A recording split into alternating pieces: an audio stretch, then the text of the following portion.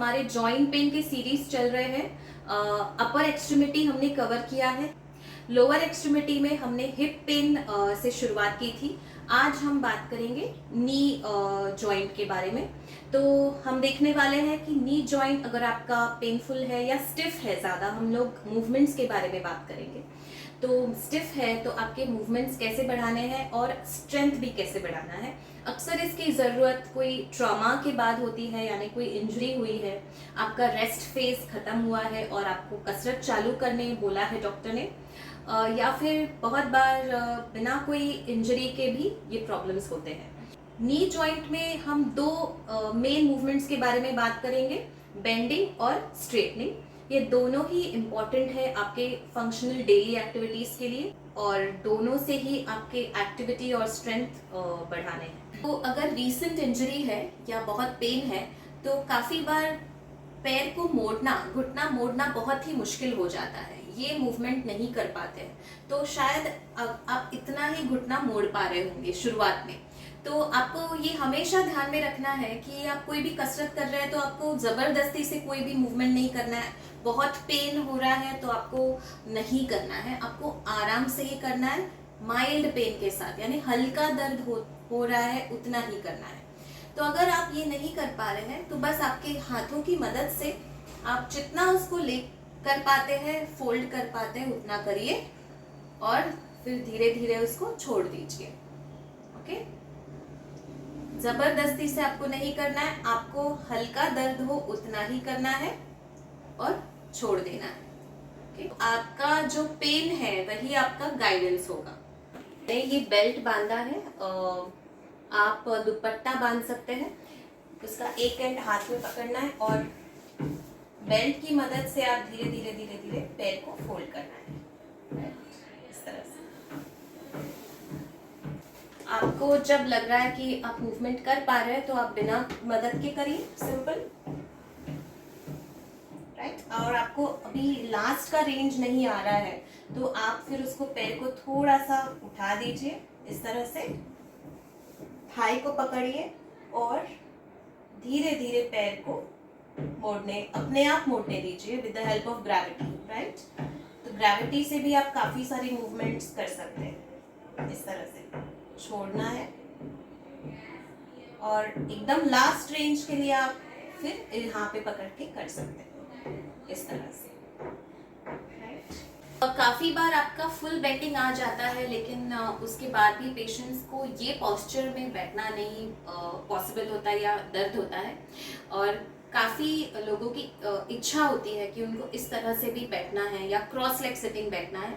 तो आपको आपके डॉक्टर और फिजियोथेरेपिस्ट का पहले गाइडेंस लेना है और परमिशन लेना है कि आपको कौन से मूवमेंट्स अलाउड है, क्रॉस लेग सिटिंग अलाउड है या नहीं, और इस तरह से बैठना अलाउड है, या आप कौन से फेज में हो और आप कौन से मूवमेंट्स कर सकते हैं। तो जब आपको ग्रीन सिग्नल मिले कि आप ये मूवमेंट कर सकते हैं तो आपको इस तरह से आप बैठना शुरू कर सकते हो। लेकिन ये शुरुआत में तो दर्द होगा, तो आप पहले क्या करिए, आप तकिया ले सकते हैं और पैरों के बीच में आप इस तरह से रख सकते हैं, और अगर इसमें भी आपको लग रहा है कि थोड़ा दर्द है तो आप एक और तकिया ऐड कर दीजिए और आपके हाथों को आगे रखिए।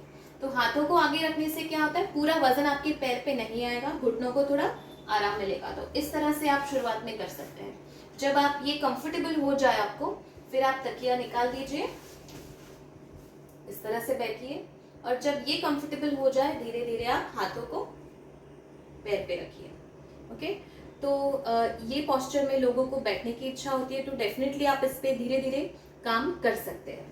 तो आपने देखा बेंडिंग के कुछ टिप्स दिए आपको, किस तरह से आप बेंडिंग इम्प्रूव कर सकते हैं। आप स्ट्रेटनिंग भी उतना ही ज़रूरी है, दोनों इक्वली इम्पॉर्टेंट है। तो हम देखते हैं उस पर कैसे काम करना है। काफ़ी बार हम ये देखते हैं कि पेशेंट पैर पूरा स्ट्रेट नहीं कर पाते हैं इंजरी के बाद, या अगर बहुत दर्द है तो उनका घुटना पूरा नीचे टच नहीं होता है, और ये पूरा स्ट्रेट होना ज़रूरी है आपका पैर का, घुटने का ताकत बढ़ाने के लिए भी। तो अगर आप ये नहीं कर पा रहे हो तो आप उसको ज़बरदस्ती से नीचे ऐसे धक्का नहीं करिए, ज़्यादा पेन हो इतना पुश नहीं करना है। तो आप शुरुआत में ये इतना जो गैप है उसको कवर करना है, यानी सपोर्ट करना है। तो आप कोई छोटा सा तकिया या ऐसे रोल घुटने के नीचे रख दीजिए इस तरह से, ठीक है। और फिर इसके ऊपर आप घुटने को दबाइए, यहाँ पे फोकस करिए, इस तरह से आप दबाना है, छोड़ना है।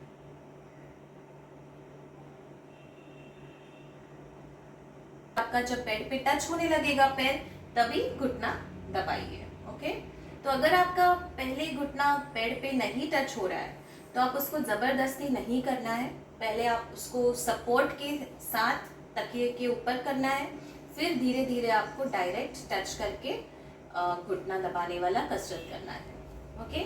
तो ये बहुत ही ज़रूरी है इस तरह से स्टेप वाइज करना। सिंपल नी स्ट्रेटनिंग वाला एक्सरसाइज करना है,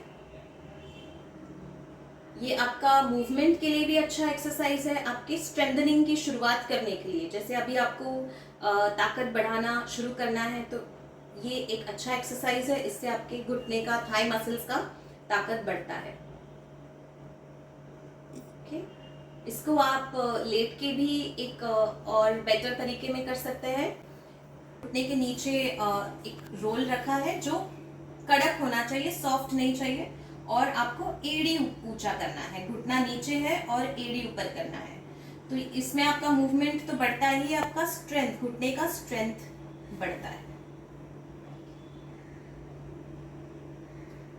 सेम एक्सरसाइज आप वेट बांध के कर सकते हैं जब आपको अलाउड है।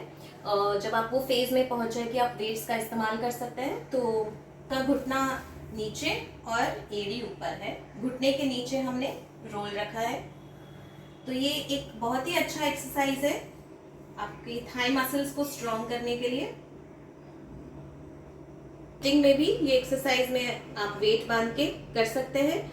शुरुआत में अक्सर हम आधा किलो का वजन लेते हैं, धीरे धीरे आप उसको बढ़ा सकते हैं जितनी आपकी रिक्वायरमेंट है।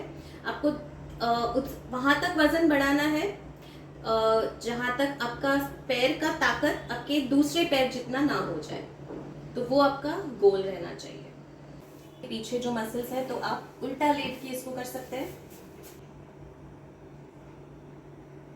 पूरा बेंड करने की जरूरत नहीं है, आप उसको 90 डिग्रीज तक बेंड करें और छोड़ दें। जब भी आप नीचे लाते हैं तभी आराम से नीचे लाना है, उसको अक्सर लोग ऐसे छोड़ देते हैं, इससे नहीं करना है।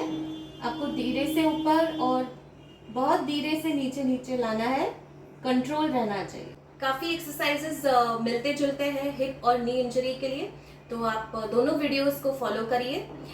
स्टैंडिंग में भी काफ़ी एक्सरसाइजेस सिमिलर हो जाते हैं, तो उसमें से कुछ हम देखते हैं। तो स्क्वाट एक्सरसाइज देखते हैं। पैरों में हिप विद डिस्टेंस रखना है, हाथ आगे और आपके हिप्स को पीछे लेना है इस तरह से। आपके घुटनों को ऐसे आगे नहीं लेना है, वो गलत हो जाता है, हिप्स को पीछे लेना है। ये सेम एक्सरसाइज आप हाथ में वजन पकड़ के कर सकते हो जब आप वो स्टेज पे पहुंचे हो, पर पहले आपका स्क्वाट प्रॉपरली अच्छे से आना चाहिए और पेन फ्री होना चाहिए, तब आप उसमें वेट्स ऐड कर सकते हैं। फिर आप लंज कर सकते हैं जो एक ही पैर पे आपकी फोकस करेगा, तो ज्यादा चैलेंजिंग है।